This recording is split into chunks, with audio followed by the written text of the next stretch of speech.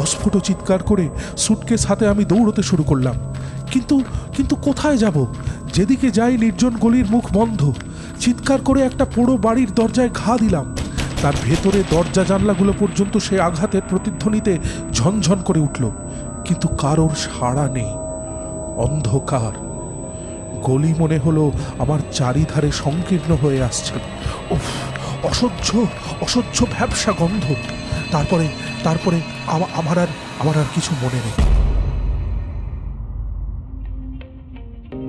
ওশনোর নিবেদনে আপনারা শুনছেন বিখ্যাত কয়েকটি অলৌকিক এবং অতিপ্রাকৃত গল্পের সম্ভার। আজকের গল্প প্রেমেন্দ্র মিত্র রচিত কলকাতার গলিতে। প্রযোজনা অরেঞ্জ পাবলিশার্স। বিশ্বনাথ পাড়াগাঁয়ের ছেলে। ঘুটঘুটে অন্ধকারে দুপুর রাত্রে বাঁশবনের ভেতর দিয়ে সে 3 ক্রোশ অনায়াসে বেরিয়ে আসতে পারে। অমাবস্যায় গ্রামের সীমানায় শ্মশান থেকে মরা পোড়ানোর কাঠ সে কতবার বাজি ধরে নিয়ে এসেছে, কিন্তু ভয় তার শুধু কলকাতা শহরকে, যেখানে 2 পা এগোতে হলে মানুষের গায়ে ধাক্কা লাগে। ইলেকট্রিক আর গ্যাস লাইটের কল্যাণে যেখানে দিন কি রাত চেনবার জো নেই বললেই হয়। সেইখানেতেই এক রাতে সে যা বিপদে পড়েছিল। বিশ্বনাথ বলে, না না বাবা, কলকাতা শহরে সন্ধ্যার পর বেরোনো নিরাপদ না। আমরা হেসে উঠলে বলে, না হে না, চৌরঙ্গি সেন্ট্রাল এভিনিউয়ের কথা বলছি না। কলকাতাটা আগাগোড়া চৌরঙ্গি নয়।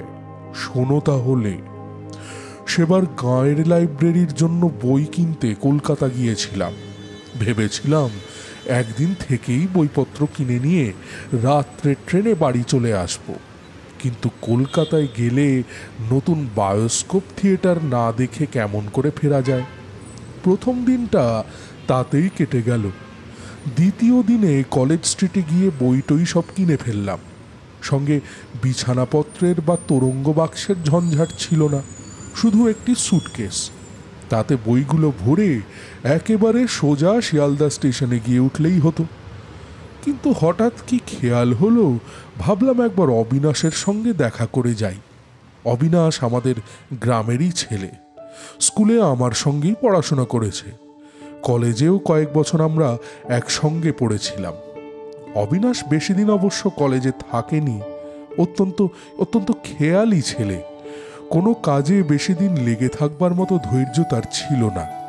ছেলেবেলা থেকেই কেমন যেন তার উড়ু উড়ু ভাব। বাড়ি থেকে যে কতবার সে ছেলেবেলায় পালিয়ে গেছে তার ঠিক ঠিকানা নেই। বড় হয়েও তার সে স্বভাব কাটেনি। কথা নেই, বার্তা নেই। হঠাৎ একদিন হয়তো আমরা শুনলাম অবিনাশ হেঁটে সেতুবন্ধ যাবার জন্য বেরিয়ে পড়েছে। তারপর হয়তো 2 মাস তার দেখা নেই। আমরা কোনো রকমে প্রক্সি দিয়ে হয়তো সেবার তার কলেজের খাতায় কামাইয়ের সংখ্যা কমিয়ে রাখলাম, কিন্তু এমন করে কতদিন রাখা যায়? বছরের শেষে এক্সামিনেশনের সময় দেখা গেল অবিনাশ আমাদের প্রক্সি দেওয়া সত্ত্বেও কলেজে এত কম দিন এসেছে যে তার পরীক্ষা দেওয়ার অনুমতি পাওয়া অসম্ভব। ছেলেটা এত আমুদে আর এত মিশুকে ছিল যে আমরা সবাই তাকে ভালোবাসতাম। কিন্তু অবিনাশের যেন স্ফূর্তি হলো। বললে, তবে আর কি ভাই, বর্মাটা একবার ঘুরে আসি।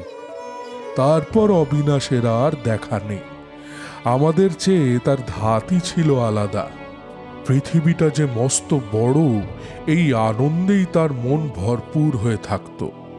পৃথিবীর এই বিশালতাকে দেশে দেশে নতুন পথে ঘুরে ঘুরে উপভোগ করে তার আশা আর মিটতে চাইত না। যেসব দেশ সে এখনো দেখেনি, তার আকর্ষণের কথা সে মাঝে মাঝে এমন তন্ময় হয়ে বলতো যে আমাদেরও কখনো কখনো মোহ ধরে যেত। কেমন যেন মনে হতো এই ছোট্ট শহরের ছোট্ট জানাকটি রাস্তায় দুবেলা যাওয়া আসায় জীবনের কোনো সার্থকতা নেই। পথ যেখানে অফুরন্ত, আকাশের যেখানে কুলকিনারা নেই, এমন জায়গায় বড় করে বুক ভরে নিঃশ্বাস নিতে না পারলে যেন বাঁচাই বৃথা। কিন্তু আমাদের এ ক্ষণিক মোহ অবশ্য খানিক বাদেই কেটে যেত। কিন্তু অবিনাশের এই মোহই ছিল সব। মাস তিনেক আগে আমার গ্রামের ঠিকানায় এই অবিনাশের একটা চিঠি পেয়েছিলাম বহুদিন বাদে। একটা গলির ঠিকানা দিয়ে লিখেছিল যে অনেক জায়গা ঘুরে ফিরে সে কলকাতায় এই ঠিকানায় আপাতত আছে, আমি এসে তার সঙ্গে যেন দেখা করি। এতদিন বাদে তাকে সেই ঠিকানায় পাওয়া হয়তো যাবে না জেনেও একবার যেতে ইচ্ছে হলো। বাড়ির নম্বরটা ভুলে গিয়েছিলাম, কিন্তু গলিটা মনে ছিল। ভাবলাম কলেজ স্ট্রিট থেকে বেশি দূর হবে না, ট্রেনেরও এখন দেরি আছে, একবার দেখা করেই যাই, যদি তাকে পাওয়া যায়। একটু খোঁজাখুঁজির পর একটা গলি রাস্তায় ঢুকে একজনাকে জিজ্ঞাসা করে জানলাম আর একটু গেলেই অবিনাশ যে গলিতে থাকে তা পাওয়া যাবে। রাত তখন বেশি নয়, বড়জোর 8টা হবে। কিন্তু গলি দিয়ে খানিক দূর হেঁটেই একটু আশ্চর্য হয়ে গেলাম। গলি হোক আর যাই হোক, কলকাতার পথ তো বটে, অথচ এই 8টা রাত্রে সেখানে একটি জনপ্রাণী নেই। ভেবেছিলাম খানিক দূর গিয়ে আবার কাউকে পথ জিজ্ঞাসা করব, কিন্তু লোক কোথায়? তাছাড়া গলিটাও ফুরোতে চায় না। একবার সন্দেহ হলো হয়তো ভুল পথে এসেছি, কিন্তু যে লোকটা আমাকে খবর দিয়েছে আমায় ভুল পথ দেখিয়ে তার লাভ কি? নির্জন রাস্তায় চুরি ডাকাতি? কিন্তু আমার কাছে কি এমন 1,50,000 টাকা আছে যে চোরদের ষড়যন্ত্র করতে হবে? আমার সাজ পোশাক দেখে বড়লোক বলে ভুল করবার কোনো সম্ভাবনাই নেই।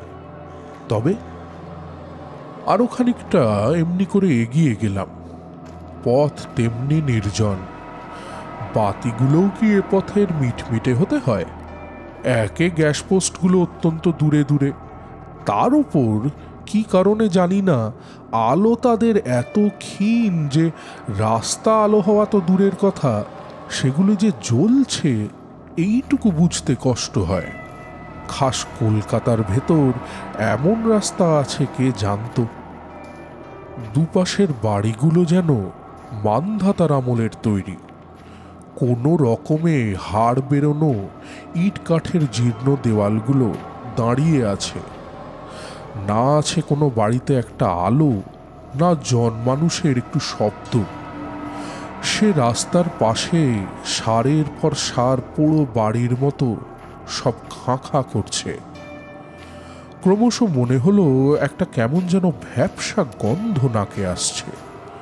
বহুদিন আলো বাতাস যেখানে ঢোকেনি, মানুষের বাস যেখানে বহুদিন ধরে নেই, এমনি ঘরে ঢুকলে যেমন গন্ধ পাওয়া যায়, গলিটায় ঠিক সেই রকম একটা গন্ধ পাচ্ছিলাম। লোকটা বলেছিল কিছু দূর গেলেই ডাইনে গলি পাওয়া যাবে, কিন্তু জনমানুষহীন জীর্ণ বাড়ির সারের ভেতর ডাইনে বা বাঁয়ে কোথাও কোনো পথ নেই। সামনের পথও খানিকটা দূরে গিয়ে দেখলাম বন্ধ। যে পথে ঢুকেছি গলিটার ওই একটি মাত্রই তাহলে বেরুবার রাস্তা। আশ্চর্য ব্যাপার, লোকটা মিছি আমায় ভুল পথ দেখালো কেন? সেখান থেকে ফিরলাম।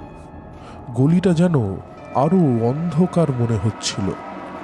এতক্ষণ যে গ্যাসগুলো মিটমিট করে জ্বলছিল তারই কটা একেবারে নিভে গেছে দেখলাম। মনে হলো এই গলি থেকে বেরুতে পারলে বাঁচি। ভীতু আমি নই, কিন্তু কলকাতা শহরের ভেতর এমন অভাবনীয় ব্যাপার দেখে গাটা কেমন ছমছম করছিল। সবে তো প্রথম রাত। কলকাতা শহরের সমস্ত রাস্তা এখন লোকজনে, গাড়ি ঘোড়ায়, মানুষের শব্দে গমগম করছে, অথচ এই পথটা কেমন করে এমন নির্জন নিস্তব্ধ হয়ে গেল? মনে হলো আমি যেন বহুকালের প্রাচীন একটা শহরে এসে পড়েছি। সে শহরের লোকজন বহুকাল আগে বাড়িঘর ছেড়ে পালিয়ে গেছে। কত বছর যে মানুষের পা সে শহরে পড়েনি কেউ যেন জানে না। আমি যেন প্রথম সে শহরের নিস্তব্ধতা ভাঙলাম। খট খট খট, আমার নিজের পায়ের শব্দ ছাড়া আর কোনো শব্দ কোথাও নেই। সে শব্দ অদ্ভুতভাবে নির্জন অন্ধকার বাড়িগুলোর দেওয়ালে প্রতিধ্বনিত হচ্ছিল। আমার চোখের উপরেই কটা রাস্তার বাতি দপদপ করে নিভে গেল। ভ্যাপসা গন্ধটা ক্রমশ যেন বেড়ে গিয়ে অসহ্য মনে হচ্ছিল। না, এ গলি থেকে যত তাড়াতাড়ি বেরিয়ে পড়তে পারি ততই মঙ্গল। কাজ নেই আর অবিনাশের খোঁজ করে, পরে একদিন আবার আসলেই হবে। খানিক দূর গিয়ে স্তম্ভিত হয়ে দাঁড়িয়ে পড়লাম।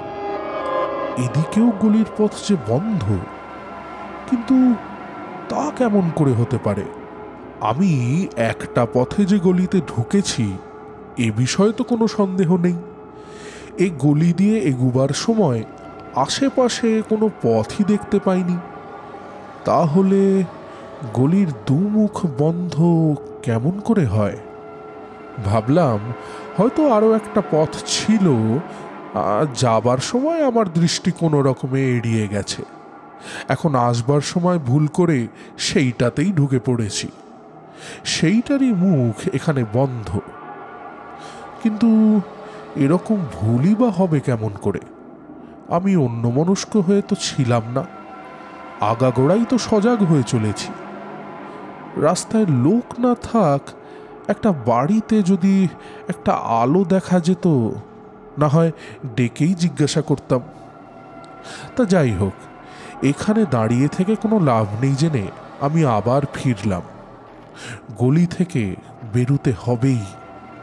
আবার সেই নির্জন অন্ধকার গলি দিয়ে শুধু নিজের পায়ের শব্দ শুনতে শুনতে এগিয়ে চললাম।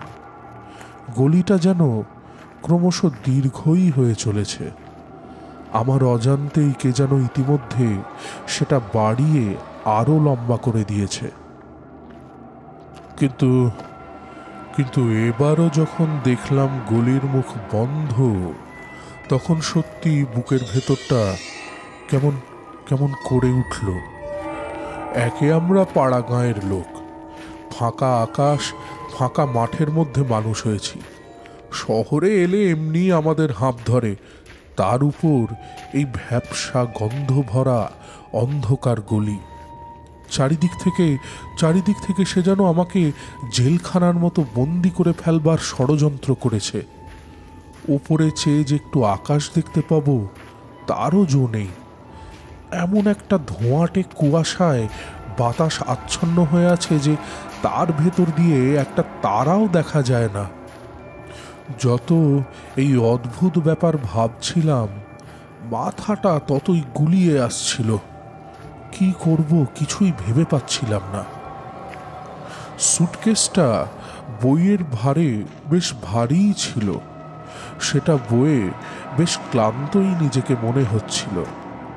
এমনি করে আর খানিকক্ষণ ঘুরতে হলে ক্লান্তিতেই তো বসে পড়তে হবে। হঠাৎ বুকটা ধড়াস করে উঠল। দূরে একটা মিটমিটে বাতির তলায় একটা লোক দাঁড়িয়ে আছে না? তাড়াতাড়ি সেই দিকে এগিয়ে গেলাম। আরে এই তো আমাদের অবিনাশ! এতক্ষণের ভয় ভাবনা নিমেষে ভুলে গেলাম। আনন্দে চিৎকার করে তার নাম ধরে ডাকতেই সে চমকে তাকালো। বললাম, কি আশ্চর্য, তোর খোঁজ করতেই এই 1 ঘন্টায় গলির ভেতরে ঘুরে হয়রান হচ্ছি যে। বাবা, কি অদ্ভুত গলিতে থাকিস তুই, ঢুকে আর বেরোনো যায় না যে। অবিনাশ একটু হেসে বললে, এসেছিস তাহলে ঠিক। বললাম, এসেছি আর কই, তোর দেখা না পেলে এই গলির ভেতর তোর বাড়ি কি খুঁজে বার করতে পারতাম?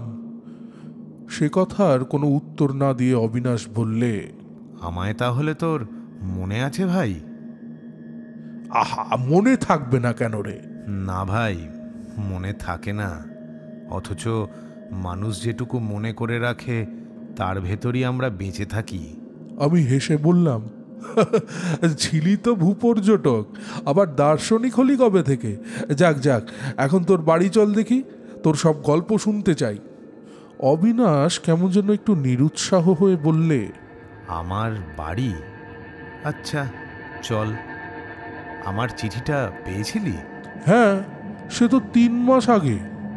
তোর জন্যে কতদিন অপেক্ষা করেছিলাম, তারপর আবার বেরিয়ে পড়েছিলাম। আবার? তাহলে ফিরলি কবে? অন্যমনস্কভাবে অবিনাশ বললে, হ্যাঁ, এই আজ। এই আজ? এবারে গেছিলি কোথায়? বলছি চল। সেই নির্জন গলি দিয়েই তখন আমরা এগিয়ে চলেছি, কিন্তু আর তখন আগের কথা কিছুমাত্র মনে ছিল না। অবিনাশ বলতে লাগলো, এবারে ভাই গেছিলাম বহু দূর। খিদিরপুরের ডকে বেড়াতে বেড়াতে একদিন সুন্দর একটি জাহাজ দেখলাম। সুন্দর বলতে মনে করিসনি আবার নতুন যেন। জাহাজটা অনেক পুরনো, নোনা জল লেগে লেগে তার গায়ের রং চটে গেছে। মাস্তুলগুলো বহু দিনের পুরনো, চিমনিগুলো ধোঁয়ায় কালো হয়ে গেছে। আগাগোড়া জাহাজটা দেখলেই মনে হয় বহুকাল ধরে পৃথিবীর কোনো সমুদ্রে সে যেন পাড়ি দিয়ে ঝুনো হয়ে গেছে। তার চেহারাতেই কেমন একটা ভব ঘুরে রুক্ষু রুক্ষু ভাব, সেইটিই তার সৌন্দর্য। তারপর শুনলাম যে সে এখান থেকে মাল নিয়ে যাবে জবদ্বীপে। তখন আর লোভ সামলাতে পারলাম না। জবদ্বীপ, নারকেল আর তাল গাছের সার তার তীর পর্যন্ত এগিয়ে এসেছে সমুদ্রকে অভ্যর্থনা করতে। বাতাস আর জঙ্গলে মশলা গাছের গন্ধ, তার উপর গভীর বনের মাঝে তার বোড়াবুদর। একেবারে মেতে উঠলাম, যেমন করেই হোক যেতেই হবে জাহাজে। জাহাজের ভাড়া দেবার মতো পয়সা নেই। অনেক কষ্টে জাহাজের হেড খালাসিকে খোঁজ করে তার সঙ্গে ভাব করে তাকে কিছু ঘুষ দিয়ে লুকিয়ে যাবার বন্দোবস্ত করলাম। জাহাজের একধারে বিপদের সময় ব্যবহার করবার জন্য ছোট তেরপল ঢাকা বোট টাঙানো থাকে। ঠিক হলো তারই একটির ভেতরে আমি থাকব, কেউ তাহলে টের পাবে না। খালাসি কোনো এক সময় লুকিয়ে এসে আমাকে খাবার দিয়ে যাবে। গভীর রাতে জাহাজে চড়ে সেই বোটের ভেতরে গিয়ে হেড খালাসির নির্দেশ মতো লুকিয়ে রইলাম। ভোর হবার আগে জাহাজ ছেড়ে দিল। তারপর কদিন কি অদ্ভুতভাবেই না কাটিয়েছি। সারাদিন তার ভেতর লুকিয়ে থাকি, তেরপল একটু ফাঁক করে আকাশ দেখি আর জাহাজের শব্দ শুনি। গভীর রাতে যখন সব নির্জন হয়ে যায়, জাহাজের খোলে যখন ইঞ্জিনিয়ার আর ফায়ারম্যান আর ওপরে হাল ঘোরাবার হুইলে একজন নাবিক ছাড়া আর কেউ থাকে না, তখন একবার করে বেরিয়ে নির্জন ডেকের একটি কোণে রেলিং ধরে দাঁড়াই। এমনি করে কদিন বাদে জাভা এসে পৌঁছলাম। আগে ঠিক ছিল সবাই নেমে গেলে কোনো এক সময় হেড খালাসি আমার নামার ব্যবস্থা করে দেবে, কিন্তু বন্দরে জাহাজ ফেরাবার আগের রাত্রে সে এসে আমাকে জানালো যে তা হবার উপায় নেই। এখানে মাল নামানো হলেই জাহাজটাকে শটান ড্রাইডকে রং করবার জন্য পাঠানো হবে, ঠিক আছে, সুতরাং সেভাবে নামা যাবে না। তাহলে উপায়? খালাসি বললে উপায় আছে। সবাই যখন জাহাজ ভেরাবার সময় সেই কাজে ব্যস্ত থাকবে, তখন যদি আমি জাহাজ থেকে জলে পড়ে একটুখানি সাঁতরে যেতে পারি তাহলেই হয়। তাতেই রাজি হলাম। জাহাজ জেটিতে লাগবার আয়োজন চলছে। এমন সময় সন্তর্পণে আমি বোটের ঢাকনি সরিয়ে নেমে পড়লাম। পুটলিটা আমার পিঠে বাঁধাই ছিল। রেলিংয়ের ধারে গিয়ে জেটির উল্টো দিকে ঝাঁপ দিতে আর কতক্ষণ, কেউ দেখতেও পেল না। ঝাঁপ দিয়ে পড়লাম ঠিক, কিন্তু সেই মুহূর্তে জাহাজটা জেটিতে ভেরবার জন্য পাশে সরতে আরম্ভ করল। জাহাজের বিশাল প্যাডেলের ঘায়ে জল তোলপাড় হয়ে উঠল। কি ভীষণ তার টান! প্রাণপণেও আর সে টান ছাড়িয়ে আসতে পারলাম না। সেই ঘূর্ণমান ভয়ঙ্কর প্যাডেলে ধাক্কা খেয়ে তলার দিকে তলিয়ে গেলাম। আমি শিউরে উঠে বললাম, তারপর? তারপর সেই প্যাডেলের ঘা কি ভয়ঙ্কর লেগেছে দেখবি। সামনে একটা গ্যাসের বাতি তখনও জ্বলছিল। অবিনাশ তার জামা তুলে দেখালে। এ কি, জামার নিচে যে কিছুই নেই, একেবারে ফাঁকা, শূন্য। ভালো করে আবার চেয়ে দেখলাম, দেহ নেই, কিচ্ছু নেই। ওধারে গ্যাস পোস্টটা সে জামার তলা দিয়ে স্পষ্ট দেখা যাচ্ছে। উপরের দিকে চাইলাম, সেখানে অবিনাশের মাথা নেই, শূন্য, শূন্য, সব শূন্য। অস্ফুট চিৎকার করে সুটকেস হাতে আমি দৌড়তে শুরু করলাম। কিন্তু কোথায় যাব? যেদিকে যাই নির্জন গলির মুখ বন্ধ। চিৎকার করে একটা পোড়ো বাড়ির দরজায় ঘা দিলাম। তার ভেতরে দরজা জানলাগুলো পর্যন্ত সে আঘাতের প্রতিধ্বনিতে ঝনঝন করে উঠল, কিন্তু কারোর সাড়া নেই। অন্ধকার। গলি মনে হলো আমার চারিধারে সংকীর্ণ হয়ে আসছে। উফ, অসহ্য ভ্যাপসা গন্ধ। তারপরে আমার আর কিছু মনে নেই। যখন জ্ঞান হলো তখন দেখি কে একজন আমায় বলছে, अरे उतरिए बाबू, ये सियालदा स्टेशन है। শিয়ালদা স্টেশন? অবাক হয়ে দেখি আমি আমার সুটকেস সমেত একটা রিকশায় বসে আছি। সামনে শিয়ালদা স্টেশন। নেমে পড়ে তার ভাড়া চুকিয়ে দিলাম। কিন্তু কখন কেমন করে যে আমি রিকশায় উঠেছি কিছুই মনে করতে পারলাম না। হ্যাঁ, তারপর খোঁজ নিয়ে জেনেছি অবিনাশ 2 মাস আগে জাভার বন্দরে অমনি করে মারা গেছিল। শুনলেন আজকের গল্প প্রেমেন্দ্র মিত্র রচিত কলকাতার গলিতে। পাঠে অরিন্দম, সাম্য, রক্তিম। প্রযোজনা অরেঞ্জ পাবলিশার্স। শব্দ সংযোজন আবহ এবং প্রাচীর চিত্র ই ফ্ল্যাট স্টুডিও।